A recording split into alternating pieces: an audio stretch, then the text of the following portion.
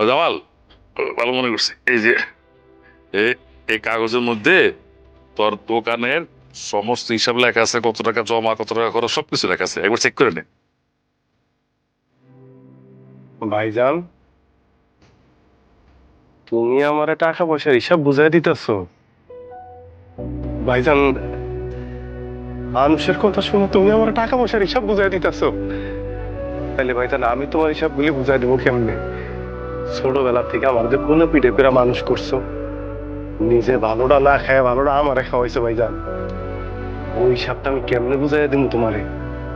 আমি দূর দেশে থাকি ভাইজান, আমার বাপ মাগো তোমার কাছে থাকে। এই হিসাবটা এই হিসাবটা আমি তোমার বুঝাই দিতে পারবো না। আমার বউরে তুমি ছোট বোনের মতো দেখে আসছো। আমি দূরে থাকি, আমি ওর চাহিদা আল্লাহ অনেক কিছু পূরণ করতে পারি না, তুমি বুঝতেই দাও না।